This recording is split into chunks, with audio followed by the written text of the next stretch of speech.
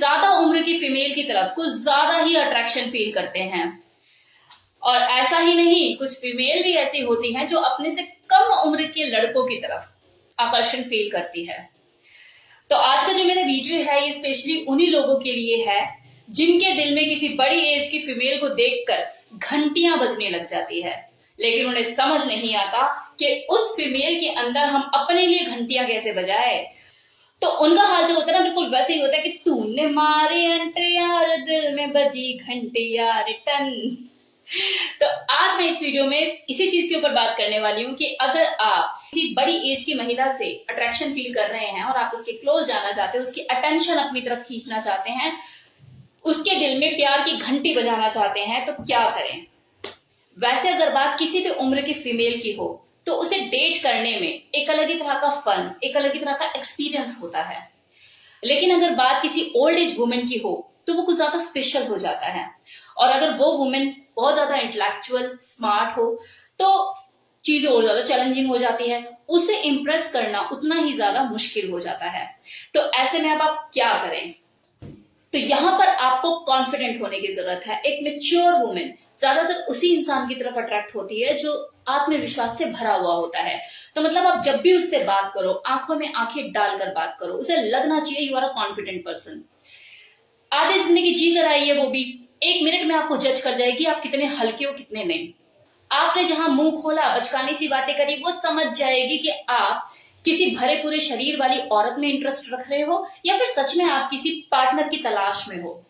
तो जब भी आप उससे बात करो, आई कांटेक्ट बनाकर बात करो। ये सबसे अच्छा तरीका होता है सामने वाले को एहसास कराने का कि आप कितने कॉन्फिडेंट हो। लेकिन इसका मतलब ये नहीं कि उसे घूरते ही चले जाओ, अगली बगली झांकने लग जाए अपने, क्या इसने किसी औरत को देखा नहीं क्या पहले कभी। तो उसे स्माइल पास करते हुए देखो और इधर उधर के नजारे भी देखो।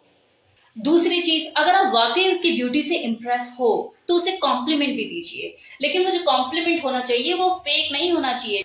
आप उसके ड्रेसिंग सेंस की तारीफ कर सकते हो, या फिर अगर उसने कलर कराया हुआ है अपने बालों में तो आप बोल सकते हो कि ये जो कलर है आपके स्किन टोन को बहुत सूट कर रहा है। तो मतलब कुछ मीनिंगफुल लगना चाहिए उसे। ऐसा नहीं कि इम्प्रेस करने के लिए भैया कुछ भी बोल दिया, क्योंकि उसे खुद भी पता है कि ये चीज तो उसके साथ है ही नहीं, साला फेक रहा है। ज्यादा उम्र की जो महिलाएं होती है वो मैच्योर कॉन्वर्सेशन में ज्यादा इंटरेस्ट दिखाती है। तो आप उसे चॉकलेट, फ्लावर ये सब कुछ दिखाकर रिझाओ मत।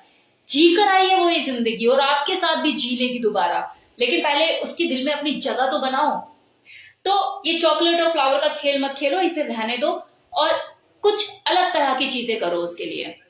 बातचीत को आगे बढ़ाते हुए आप उससे उसकी हॉबीज के बारे में पूछ सकते हो। आप पूछ सकते हो उससे कि भी खाली टाइम में आप क्या करना पसंद करती हैं। अगर वो फीमेल वर्किंग है तो आप इंटेलेक्चुअल कॉन्वर्सेशन कीजिए उससे।